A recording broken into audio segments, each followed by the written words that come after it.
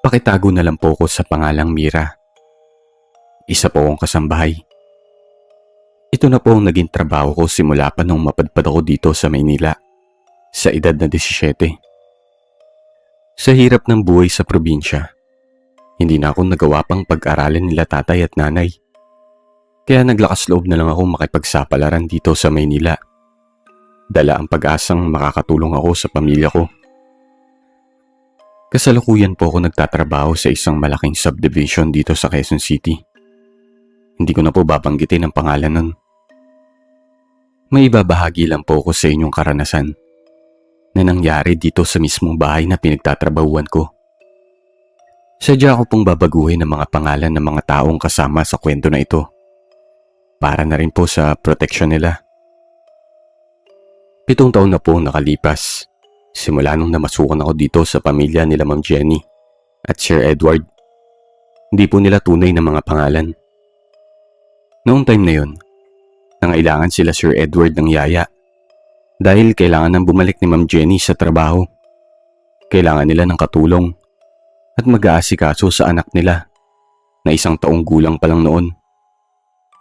Sakto naman nakakilala ni nanay yung kamag-anak nila sa probinsya namin. Noong mga panahon na yun, gusto ko na din talaga magtrabaho at kumita ng pera. Kaya hindi na ako nagdalawang isip na tanggapin yung alok na trabaho.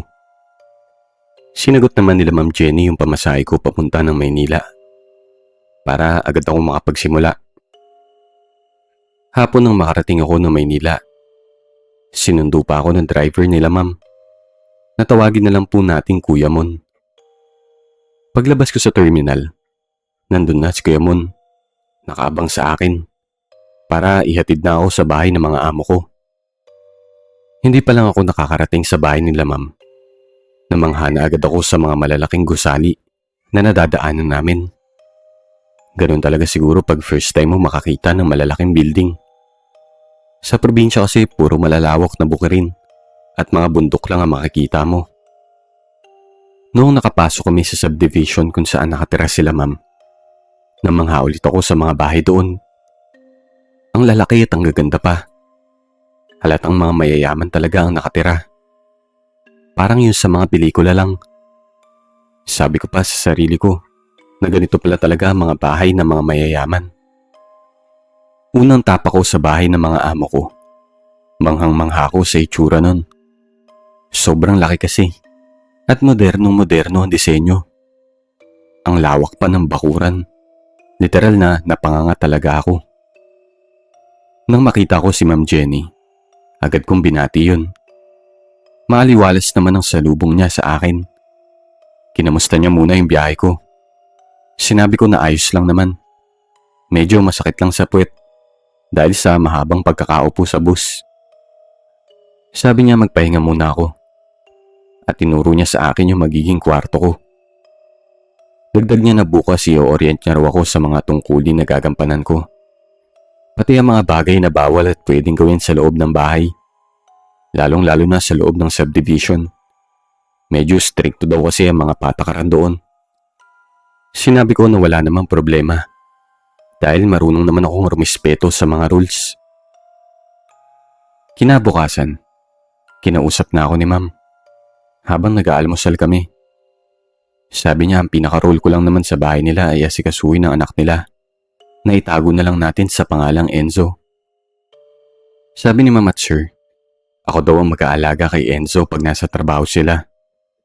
Maglilinis din daw ako ng bahay pag tulog si baby. Pero hindi naman daw makalat sa bahay nila dahil 3 lang naman sila. Kaya hindi gaano nakakapagod. Paminsan-minsan bumibisita daw yung nanay at tatay nila. Pero hindi naman daw yun nag-i-stay ng matagal. 5 taon ang lumipas. Naging maayos naman ang trabaho ko sa bahay nila Ma'am. Masaya naman sila sa serbisyo ko at naging maayos din ang pag-aalaga ko kay Enzo. May mga ilang pagkakamali lang pero normal naman yun sa trabaho. Kahit nga ganun tinaasan pa rin nila yung sahod ko. Sa loob ng 5 taon na yun, walang kahit anong kababalaghan ang nangyari sa loob ng bahay ng mga amo ko. Hanggang sa isang araw, nagsimula na yung mga kakatuwang pangyayari. Fifth birthday ni Enzo nun. Ginanap yun sa isang malaking private resort. Invited lahat ng pamilya nila. Kasama din yung mga kaibigan nila ma'am at sir. Sobrang daming bisita noon. Ultimo yung mga kamag-anak nila na nasa ibang bansa. Umuwi pa para lang sa birthday ni Enzo. May isang kaibigan si sir na galing ibang bansa. Meron siyang daladalang regalo para kay Enzo. Laruan yun na eroplano. Nailaw-ilaw pa yun na tumutunog. Mukhang bago pa dahil nakabox. Bukod dun, marami pang natanggap na regalo si Enzo. Tuwan-tuwa naman yung bata sa birthday niya. Pagtapos ng araw na yun, nagsimula na yung mga hindi namin maipaliwanag na pangyayari sa loob ng bahay ng mga amo ko. Unang karanasan ko ay noong isang hapon nang mapadaan ako sa playroom ni Enzo. Nakabukas yung pinto ng mga oras na yun. Pagdaan ko dun, may naaninag akong nakatayong bata sa loob. Nakita ko lang yun sa gilid ng mata ko. Nakalagpas na ako nun, kaya bumalik ako para silipin. Pero pagbalik ko, wala naman akong nakita. Aalis na sana ako nun. Pero bago pa ako tuluyang makaalis, biglang tumunog yung laruan ni Enzo. Yung laruan na eroplano. Nagulat ako nun. Kinuha ko yung laruan at agad kong pinatay yung switch. Medyo kinilabutan ako. Kasi paano tutunog yun kung wala naman naglalaro? Pero di ko na lang gaano inisip pa. Ayoko naman takutin yung sarili ko. Isang beses naman, habang binabantayan ko si Enzo at pinapakain, may sinabi siya sa akin. Sabi niya nagagalit daw sa kanya yung bata doon. Sinabi niya yun ng medyo bulol pa. Nagtaka ako kasi hindi ko alam kung sino yung tinutukoy niya. Dalawa lang naman kami sa bahay ng mga oras na yun. At isa pa siya lang naman yung bata doon. Tinanong ko siya kung sinong bata yun. Bigla siyang tumuro sa taas. Nasa kusina po kami noon kasi pinapakain ko si Enzo ng lunch niya. Tinuro niya yung taas. Sa second floor daw.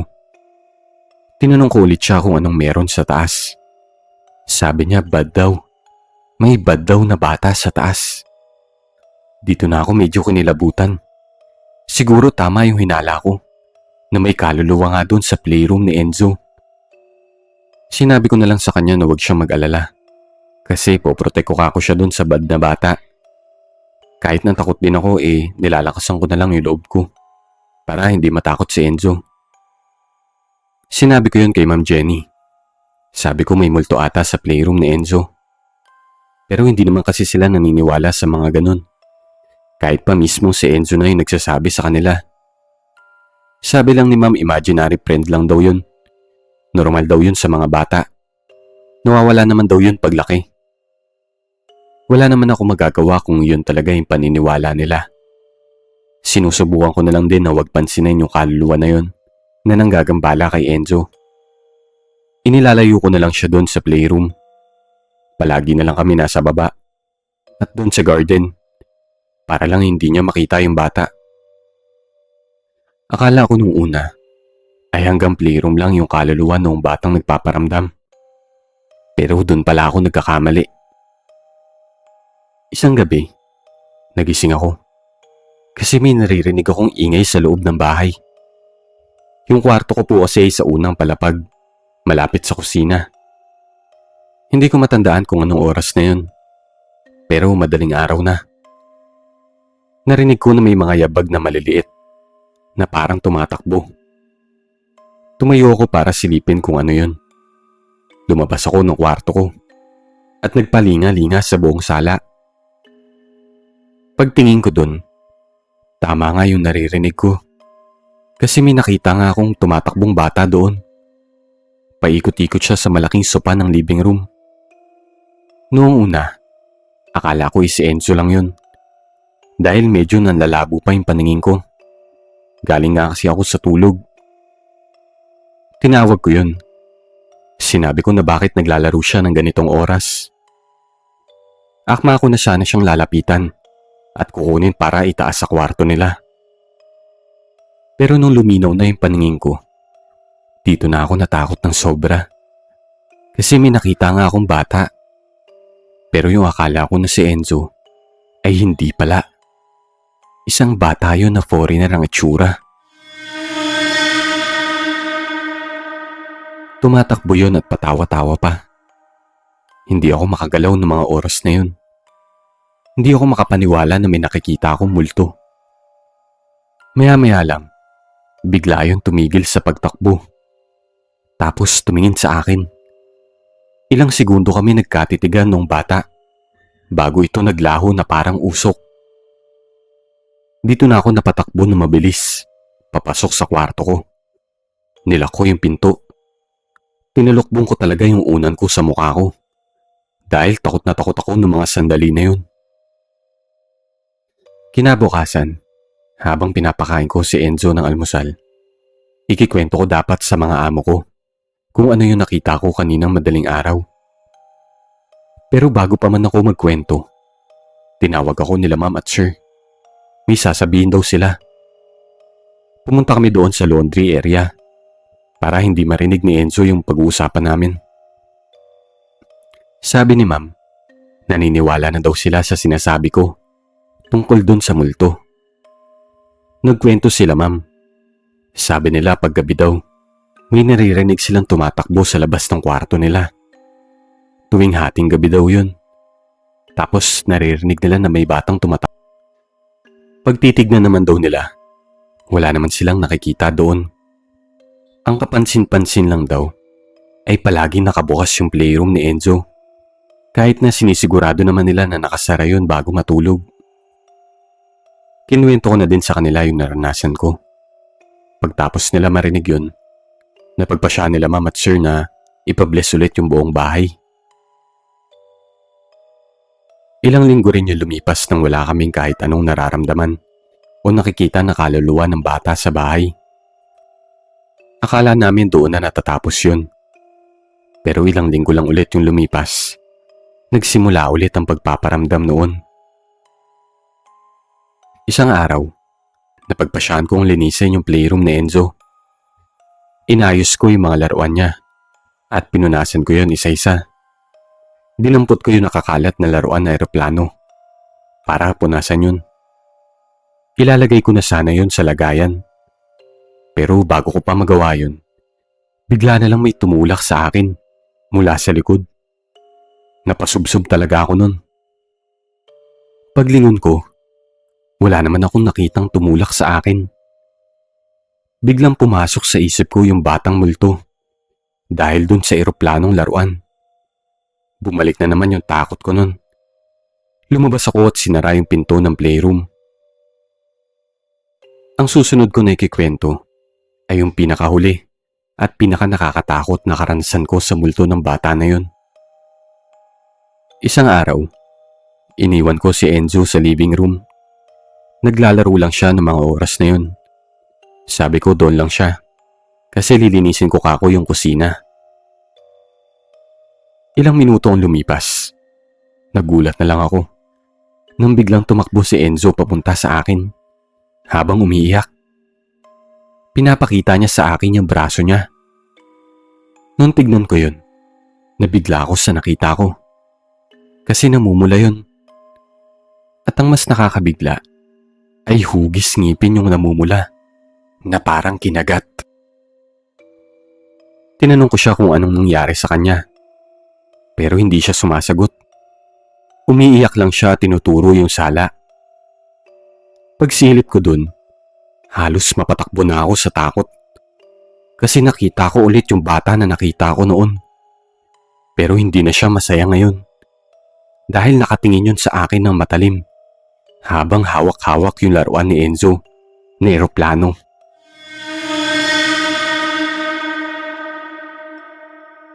Di ko na kinaya yung takot ko. Kasi hindi lang pala pagpapakita ang ginagawa nun. May kakayahan rin pala itong manakit. Hindi na ako nagsayang pa ng oras. Kinuha ko agad si Enzo. Tapos lumabas kami ng bahay. Tinawagan ko agad si Ma'am Jenny. Sinabi ko sa kanya yung nangyari. Sabi ni Ma'am ipapasundo niya daw kami kay Kuya Mon. Dalhin daw namin sa ospital si Enzo. Doon niya na daw kami imimit. Iyak nang iyak pa din si Enzo habang naghihintay kami kay Kuya Mon. Kumalma na lang yung bata nung nasa sasakyan na kami. Pagdating namin sa ospital, nag-aabang na doon si Ma'am Jenny at Sir Edward. Pina-check up nila si Enzo sa doktor. Sabi nun hindi naman daw malala yung pasa niya sa braso. Mawawala rin daw yun ng ilang araw. Naging pasa na po kasi yung kagat kay Enzo. Parang nabubog yung braso niya. Naging okay naman si Enzo nun. Hindi na siya umiiyak. Kaya umuwi na kami. Habang nasa biyahe kami pa uwi, tinanong ni Ma'am si Enzo kung anong ginawa sa kanya ng bata. Sabi niya, nakinagat daw siya ng bata kasi kinuha niya daw yung laruan nun. Tinanong ni Ma'am kung anong laruan. Sabi ni Enzo yung airplane daw.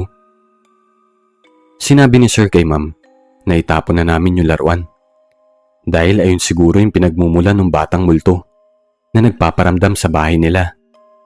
Kumbaga ayun ang pinaka-vessel ng kaluluwa. Pagbalik namin sa bahay, nakita pa namin na nagkalat yung mga laruan ni Enzo sa sala. Hindi na kasi namin niligpit yun kanina. Hinanap ko agad yung eroplano, pero hindi ko makita yun. Pumunta ako sa playroom ni Enzo, pero nagpasama ako kay Kuya Mon dahil takot na takot pa din ako ng mga oras na yun. Agad ko naman nakita yun doon kasama yung iba pang laruan ni Enzo. Kinuha ko yun. Tinanong ko si Ma'am kung saan namin itatapon yun. Kinuha niya at binigay kay Kuya Mon. Pinatapon niya sa malayo. Hindi ko alam kung saan tinapon ni Kuya Mon yung laruan. Ang sabi niya lang tinapon niya sa isang basurahan, malayo sa bahay. Sabi niya pa habang nagdadrive daw siya, parang may nakasakay sa loob ng sasakyan. Dahil ramdam niya daw na iba yung lamig noon. Naisip namin na baka siguro dating pagmamayari yung laruan ng isang batang na mayapa na. Paborito siguro ito ng bata, kaya nakakapit pa rin yung kaluluwa niya rito. Kaya siya nagagalit ayaw niya lang ipalaro kay Enzo yung laruan niya. Sinubukan itanong nila Sir sa kaibigan niya kung saan nabili yung laruan. Pero hindi nila sinabi na tinapon nila ito. Baka kasi magtampo. Sabi daw nun, nakuha lang raw niya yun sa trabaho. Donation daw. Tama nga yung hinala namin na pagmamayari yun ng iba. Pero kung nasan man yung laruan na yun, sana hindi na mapunta ito sa iba pang bata para hindi na makagambala yung kaluluwa noon at para matahimik na rin ito. Ngayon po dito pa rin ako nagtatrabaho, kanila Ma'am Jenny at Sir Edward. Wala na pong nagpaparamdam na multo. 7 years old na ngayon si Enzo at malapit na rin ang birthday niya. Sana lang wala na magregalo sa kanya ng laruan na pag-aari ng isang multo.